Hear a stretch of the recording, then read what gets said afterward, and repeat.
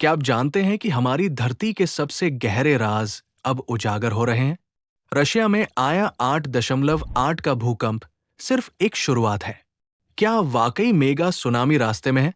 ये कहानी आपको सच्चाई, साइंस और सस्पेंस की ऐसी लहरों में बहा ले जाएगी कि आप अंत तक हिल नहीं पाएंगे। डर की दस्तक 30 जुलाई 2025 को रशिया में अचानक 8.8 मैग्नीट्यूड का भूकंप आया। एक झटका जिसने पूरी दुनिया को हिला दिया। जापान, हवाई, यूएस, हर जगह खतरे की स्थिति है। कुछ ही घंटों में न्यूज चैनल्स, सोशल मीडिया और वैज्ञानिक सब अलर्ट पर आ गए। इस भूकंप की लोकेशन पैसिफिक ओशन के पास ऐसे जोन में थी जिसे रिंग ऑफ फायर कहते हैं। ये इलाका दुनिया का सबसे संवेदनशील टेक्टोनिक क्षेत्र है। एक गलत हलचल और तबाही तय है। जापान और फिलीपींस में समुद्र पीछे खिसकने लगा। ये सुनामी से पहले का क्लासिक संकेत है। लोग अपने घर छोड़ने लगे, सरकारें इवैक्यूएशन में जुट गई और तब डोनाल्ड ट्रंप का ट्वीट आया, मेगा सुनामी इज इनकमिंग। ये शब्द पूरी दुनिया के न्यूज हेडलाइंस बन गए। ये महज एक प्राकृतिक घटना नहीं, ये चेतावनी थी।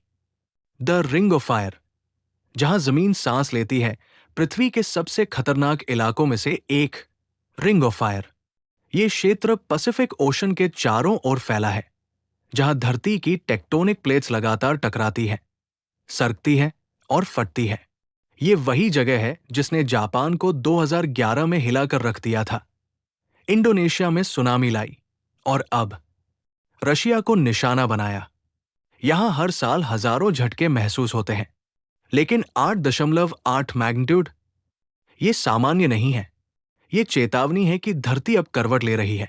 जैसे ही ये भूकंप रजिस्टर हुआ, वैज्ञानिकों की निगाहें उपग्रहों पर टिक गई।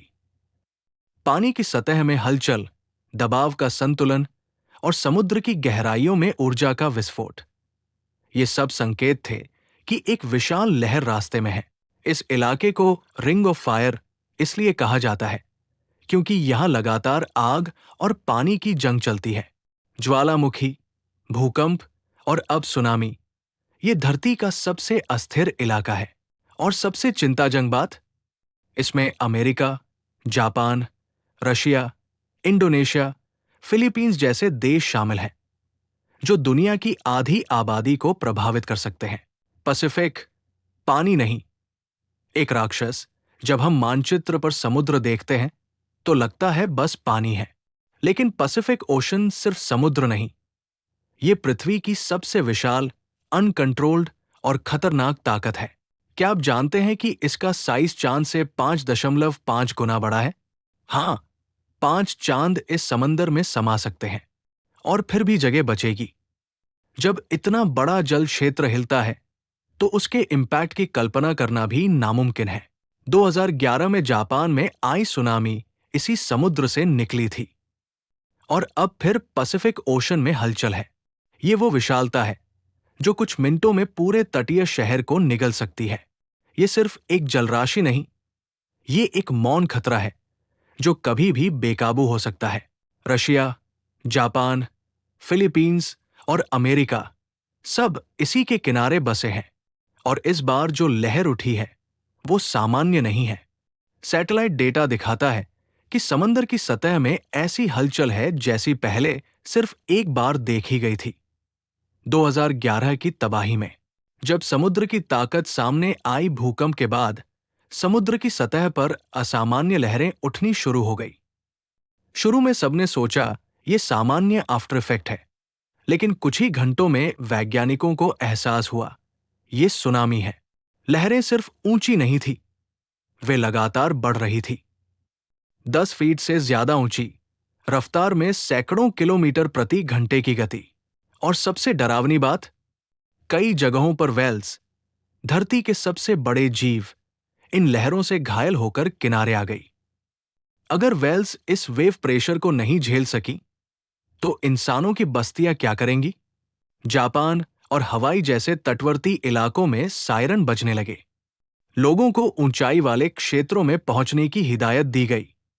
अमेरिका के वेस्ट कोस्ट, खासकर कैलिफोर्निया में सुनामी वॉच एक्टिवेट हो चुकी थी। प्राकृतिक आपदा के इस क्षण में धरती ने एक बार फिर दिखाया कि उसकी ताकत के सामने हम सभी छोटे हैं। CTA, इस वीडियो को उन लोगों तक जरूर पहुंचाएं जो समुद्र के पास रहते हैं। हो सकता है ये जानकारी किसी की जान बचा दे। ट्रंप की चेतावनी, mega tsunami is incoming. Donald Trump, जो कभी अमेरिका के राष्ट्रपति थे, उन्होंने इस घटना पर ट्वीट किया, मेगा सुनामी इज इनकमिंग। और देखते ही देखते अमेरिका के न्यूज चैनल से लेकर दुनिया भर की मीडिया तक इस ट्वीट ने आग लगा दी। हवाई, यूएस का वो द्वीप जो प्रशांत महासागर के केंद्र में है, वो सबसे बड़ा टारगेट बन गया। यहां पहले ही समुद्र की सतह में भारी उथल-पुथल देखी जा रही थी। अमेरिकी सरकार ने तुरंत सुनामी अलर्ट जारी किया। जापान में खौफ की वापसी। जापान, जो पहले ही 2011 की तबाही से उबरने में दशकों पीछे रह गया, अब फिर से खतरे की जद में है। इस बार बात सिर्फ सुनामी की नहीं है, बात है सामूहिक डर की। सरकार ने आनन फानन में लगभग 9 लाख लोगों को सुरक्षित जगहों पर पहुंचा दिया। मेट्रो बंद कर दी गई, स्कूल कॉलेज खाली कराए गए और तटीय शहरों में कर्फ्यू जैसी स्थिति बन गई। लोग अब सोशल मीडिया पर 2011 की तस्वीरें शेयर कर रहे हैं। पुरानी यादें ताजा हो रही हैं। उस समय हजारों लोग मारे गए थे और देश को फिर से खड़ा करने में बरसों लगे। रियो तासुकी की भविष्यवाणी, सपना या सच?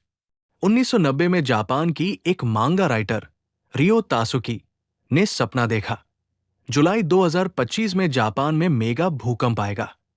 उन्होंने इस भविष्यवाणी को अपनी कॉमिक में तब प्रकाशित किया था जब किसी ने ध्यान नहीं दिया। लेकिन अब 30 जुलाई 2025 को जब असल में भूकंप आया, पूरा जापान चौंक गया। लोग उसकी मांगा कॉमिक्स निकालने लगे, हर पेज को स्कैन कर रहे हैं। क्या लिखा था? क्या और भी कुछ होगा? इस भविष्यवाणी ने सोशल मीडिया पर हलचल मचा दी है। कई लोग उसे जापानी नॉस्ट्राडमस कहने लगे हैं। लेकिन सवाल वही है, क्या वाकई कोई सपना इतना सटीक हो सकता है? वैज्ञानिक इस दावे को खारिज करते हैं। उनके मुताबिक भूकंप का पूर्वानुमान आज भी संभव नहीं है। फिर भी ये घटना लोगों को सोचने पर मजबूर कर रही है कि क्या हम कभी प्रकृति को पूरी तरह समझ पाएंगे? CTA, क्या आप रियो तासुकी की भविष्यवाणी पर विश्वास करते हैं या इसे संयोग मानते हैं? कमेंट में अपनी राय बताएं और वीडियो को शेयर करें। चर्चा जरूरी है। जब प्रकृति ने सभी शक्तियों को चुप करा दिया, दुनिया के सबसे ताकतवर देश अमेरिका, रशिया, जापान, सभी इस प्राकृतिक कहर के सामने बेबस है।